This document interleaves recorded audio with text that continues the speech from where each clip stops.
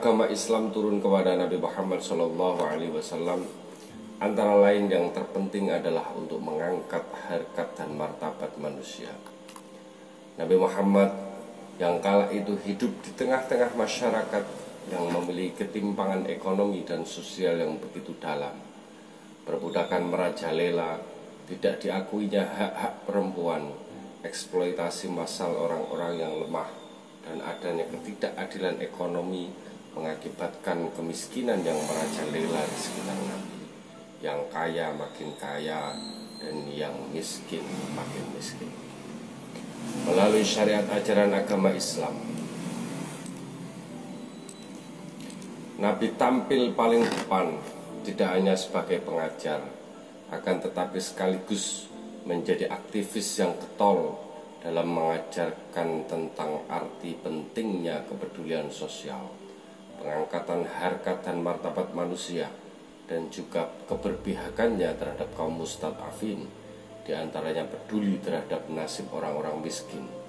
Maka jika kita renungkan lebih dalam, ajaran agama Islam memiliki spirit tentang kepedulian sosial, persamaan derajat antar sesama manusia, dan pengentasan kemiskinan. Melalui syahadat, manusia diajarkan untuk hanya tunduk kepada Allah Subhanahu wa Ta'ala semata.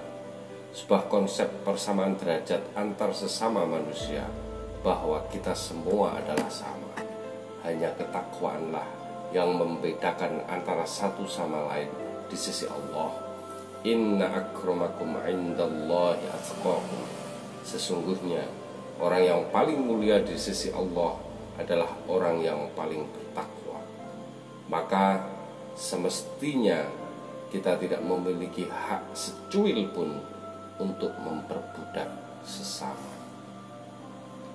Melalui sholat, Allah mengajarkan kepada manusia tentang kepasrahan atau berserah diri kepada Allah. Atas semua hal yang kita miliki, kepada Allah lah kita pasrahkan semuanya. Atas semua hal yang kita merasa memilikinya, kepada Allah lah semuanya akan kembali. Maka ketika kita sadar tentang ini, sholat akan mampu menjadi kontrol hidup, sehingga kita mampu memilah dan memilih mana yang baik bagi kita dan mana yang tidak baik bagi kita.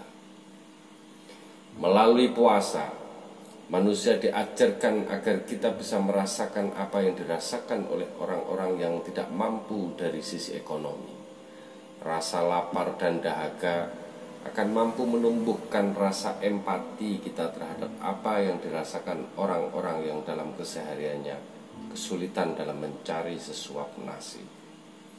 Melalui puasa, kepedulian sosial manusia akan tumbuh, sehingga manusia tidak menjadi manusia yang hedonis, yang hanya mementingkan perutnya sendiri. Melalui zakat, infak, dan sedekah, manusia diperintahkan oleh Allah untuk selalu berbagi kepada orang-orang fakir dan miskin.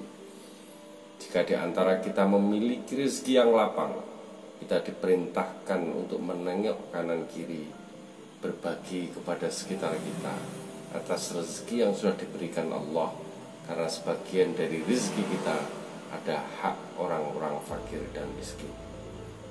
Terkhusus kepada orang yang mau menginfakkan sebagian hartanya, Allah melabeli mereka sebagai orang yang bertakwa, yang oleh Allah dijanjikan akan mendapatkan surga yang luasnya seluas langit dan bumi.